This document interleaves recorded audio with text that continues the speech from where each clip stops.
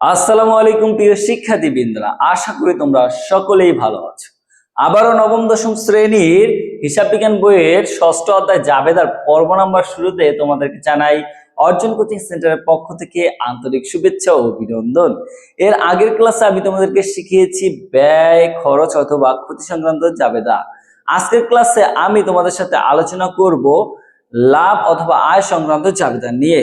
এর আগে তোমাদের একটা বিষয় খুব ভালোভাবে মাথায় রাখতে হবে, সেটা হচ্ছে আমরা যখনই কোনো আয় পাবো ওই আয় হিসাবটা ক্রেডিট করব। ঠিক আছে, যেই কারণে আয়টা হবে ওই হিসাবটা আমরা কি করব, ক্রেডিট। এটা সবার প্রথমে মাথায় রাখবা।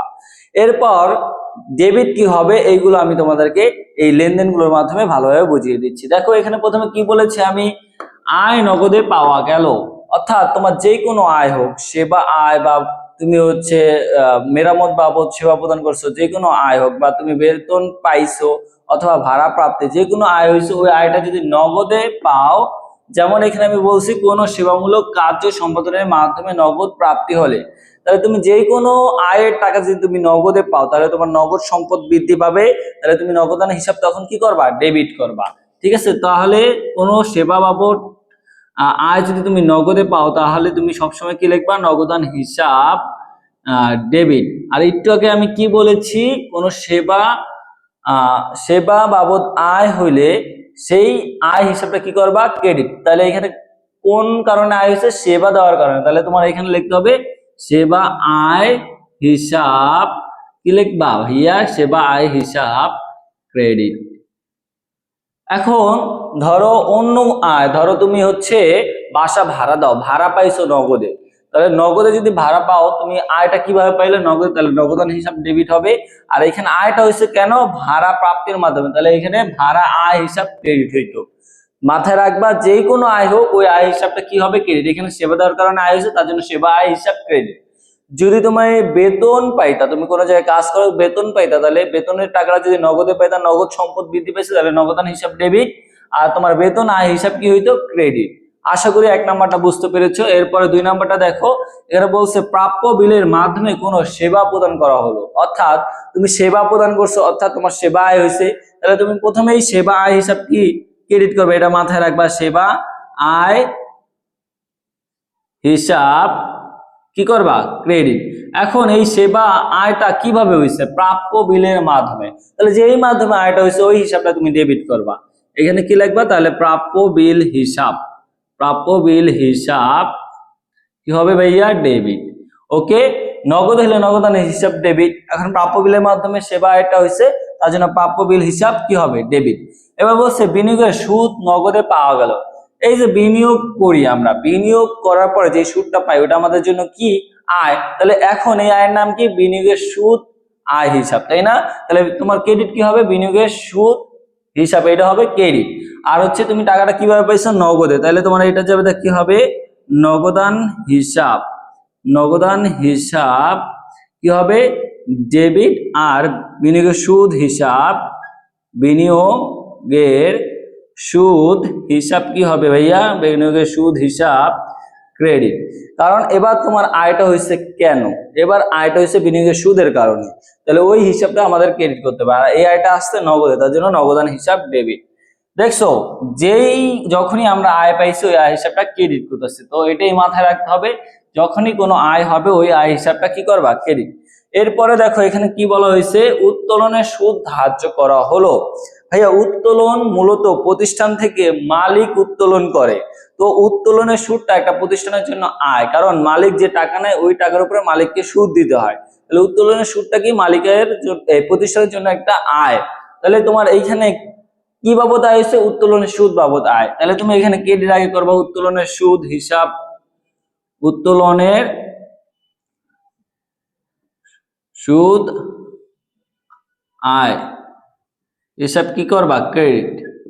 ঠিক আছে, উত্তোলনের সুদ আয় হিসাব কি করবা, ক্রেডিট। এখন ডেবিট কি হবে, এই উত্তোলনের সুদটা উত্তোলনের সাথে অ্যাড হয়। ঠিক আছে, মালিক যে টাকাটা অ্যাড করছে, এটা ধরো 10,000 টাকা মালিক উত্তোলন করছে, এই উত্তোলনের 10,000 টাকা 10% সুদ ধরো 1,000 টাকা আসছে, ওই 1,000 টাকা ওই উত্তোলনের সাথে, অর্থাৎ এবার 11,000 হয়ে যাবে, উত্তোলনের সাথে অ্যাড হয়, তাহলে উত্তোলনের আমরা কি লিখি, ডেবিট। তাহলে এই উত্তোলনের সুদ আয় হিসাব ক্রেডিট হবে, আর উত্তোলন হিসাব কি হবে ভাইয়া, ডেবিট। উত্তোলন হিসাব কি হবে? ডেবিট। সবসময় মাথায় রাখবা, উত্তোলনের উপরে সুদ ধরলে উত্তোলনের সুদ হিসাব ক্রেডিট হয় আর উত্তোলন হিসাব কি হয়? ডেবিট। আয়টা না লিখলেও হয়, উত্তোলন সুদ হিসাব তোমরা ক্রেডিট লিখতে পারো আর উত্তোলন হিসাব ডেবিট। এরপরে দেখো কমিশন প্রাপ্য হলো, এই যে এখানে বলছে কমিশন প্রাপ্য হলো, এই পর্যন্ত হলো একটা লেনদেন। এখন কমিশন প্রাপ্য হলে তোমার আয় হয়, তাহলে আয়ের নামটা কি? প্রাপ্ত কমিশন, প্রাপ্য কমিশন।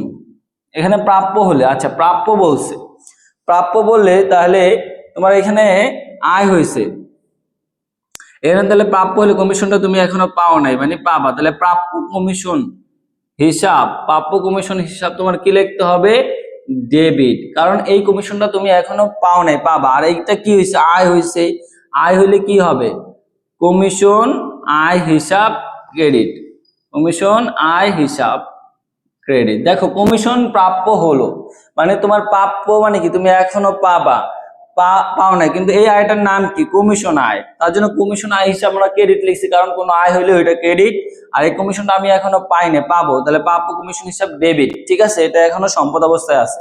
কিন্তু এখানে প্রাপ্য না বলে যদি বলতো প্রাপ্ত কমিশন, কমিশন প্রাপ্ত হলো মানে পেয়ে গেছি, তাহলে ধরো এখানে আমাদের ডেবিট কি হইতো? আমরা তাহলে এখানে নগদান হিসাব ডেবিট করতাম। তখন আমরা কি করতাম? নগদান, কারণ কমিশনের টাকাটা তখন আমরা নগদ পেয়ে গেছি, নগদান হিসাব ডেবিট আর কমিশন আয় হিসাব ক্রেডিট। বুঝতে পারছো? আশা করি তোমরা এটাও বুঝতে পেরেছো। এরপরে এখানে কি বলা হয়েছে? পাওনা থেকে বার্তা প্রাপ্তি 1000 টাকা। পাওনাদার কে ভাইয়া? যে আমাদের কাছে টাকা পায় সে হচ্ছে পাওনাদার, যে আমাদের কাছে টাকা পায় সে হচ্ছে পাওনাদার। তার কাছ থেকে যদি আমরা বার্তা পাই, ধরো আমার কাছে কেউ 10,000 টাকা পায়, এখন সে বলছে আমাকে 9,000 টাকা পরিশোধ করতে আর 1,000 টাকা আমাকে ছাড় দিছে। এই যে 1,000 টাকা ছাড় দিছে, এইটা হচ্ছে বার্তা। এই বার্তাটা তাহলে আমার জন্য কি ভাইয়া? একটা আয়। তাহলে আয় হইলে আমরা কি করি? ক্রেডিট। তাহলে তুমি যে এখানে বার্তা পাইছো মানে প্রাপ্ত বার্তা, ওইটা কি হবে? ক্রেডিট। প্রাপ্ত বার্তা, প্রাপ্ত বার্তা হিসাব কি লিখবা ভাইয়া? ক্রেডিট। কত? 1,000 টাকা। আর এই বার্তাটা তুমি কার কাছ থেকে পেয়েছো? পাওনাদার। পাওনাদার একটা কি? দায়। এই বার্তা পাওয়ার কারণে ওই দায়টা কি পাবে? হ্রাস। হ্রাস পাইলে কি হয়? ডেবিট। তাহলে এখানে কি লিখবা? পাওনাদার হিসাব ডেবিট। ওকে, বুঝতে পেরেছো? এইখানে কত? 1,000 টাকা। এরপরে দেখো এখানে বলছে ব্যাংক জমার সুদ প্রাপ্তি অথবা ব্যাংক সুদ মঞ্জুর করলো 1,000 টাকা। অর্থাৎ তুমি ব্যাংকে কোনো টাকা জমা রাখছো, তার উপরে ব্যাংক তোমাকে সুদ দিয়েছে। সুদ মঞ্জুর মানে সুদ দেওয়া, একই জিনিস। এই দুটার জন্য তাহলে তুমি কি জাবেদা দেবা? এখানে আয়ের নাম কি? ব্যাংক সুদ হিসাব, তাই না? তাহলে ব্যাংক সুদ হিসাব কি হবে ভাইয়া? ক্রেডিট। এখানে আয়ের নাম কি? ব্যাংক সুদ হিসাব। এইটা আয় হয়েছে থেকে এটা ক্রেডিট, তাহলে ডেবিট কি হবে ভাইয়া? ব্যাংকের সুদ দিলে এই টাকাটা কোথায় হয়? তোমার ব্যাংকের যে অ্যামাউন্ট থাকে সেটার সাথে অ্যাড হয়, মানে ব্যাংক ব্যালেন্স বাড়ে। ব্যাংক ব্যালেন্স বাড়লে ব্যাংক হিসাব কি হবে ভাইয়া? ডেবিট। কারণ ব্যাংক সম্পদ বেড়েছে, ব্যাংক হিসাব কি হবে ভাইয়া? ডেবিট। তাহলে ব্যাংক যদি সুদ, ব্যাংক কর্তৃক যদি ব্যাংক জমা সুদ প্রাপ্তি অথবা ব্যাংক সুদ মঞ্জুর করলো এমন থাকলে তোমরা জাবেদা কি দিবা? ব্যাংক হিসাব ডেবিট, ব্যাংক সুদ হিসাব ক্রেডিট। এরপর কি বলছে? চেকে শিক্ষানবিশ ভাতা প্রাপ্তি। চেক মানে হচ্ছে ব্যাংক ভাইয়া, চেকে কোনো কিছু পাইলে তুমি ব্যাংকে পাও। এখন শিক্ষানবিশ ভাতা পাইছো, তাহলে এখানে কি পাইছো? শিক্ষানবিশ ভাতা। আয়ের নাম হচ্ছে শিক্ষানবিশ ভাতা, তাহলে তোমার জাবেদা কি হবে? জাবেদা হবে শিক্ষানবিশ ভাতা হিসাব ডেবিট, কারণ আয়ের নাম এখানে কি? শিক্ষানবিশ ভাতা। তাহলে শিক্ষানবিশ কি ভাতা হিসাব কি করবা? ক্রেডিট। আয়ের নাম কি? শিক্ষানবিশ ভাতা, শিক্ষানবিশ ভাতা হিসাব ক্রেডিট। তাহলে এই আয়টা কিভাবে পাইছো তুমি? চেকে। তাহলে চেকে পাইলে কি হবে ভাইয়া? ব্যাংক হিসাব ডেবিট, ব্যাংক হিসাব কি করবা? ডেবিট। আশা করি এটাও বুঝতে পেরেছো। এরপরে বলছে ধারে মক্কেলদের আইনি সেবা প্রদান। তাহলে এখানে আবার কি করছো? সেবা প্রদান করছো। তোমার আয়টা হয়েছে কিভাবে? সেবা প্রদানের মাধ্যমে। এবার তোমার আয়ের নাম কি? সেবা আয়। তাহলে তুমি কোনটা ক্রেডিট করবা? সেবা আয় হিসাব ক্রেডিট করবা। তাহলে এখানে আমি আগে লিখবো সেবা আয় হিসাব ক্রেডিট।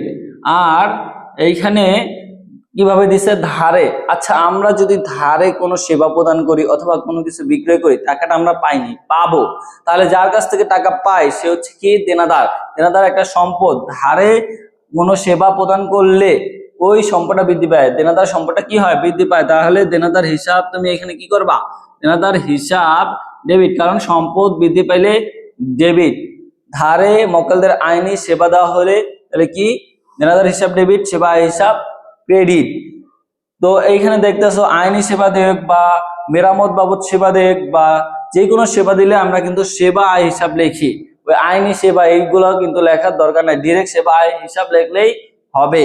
তো আশা করি আয় সংক্রান্ত বা লাভ সংক্রান্ত যে ধরনের জাবেদা আছে সেগুলো তোমরা আজকের পর থেকে পারবে।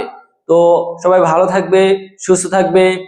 পরবর্তী ক্লাসগুলো পাওয়ার জন্য আমাদের ইউটিউব চ্যানেল সাবস্ক্রাইব করো এবং ফেসবুকে ফলো দিয়ে রাখো। আসসালামু আলাইকুম।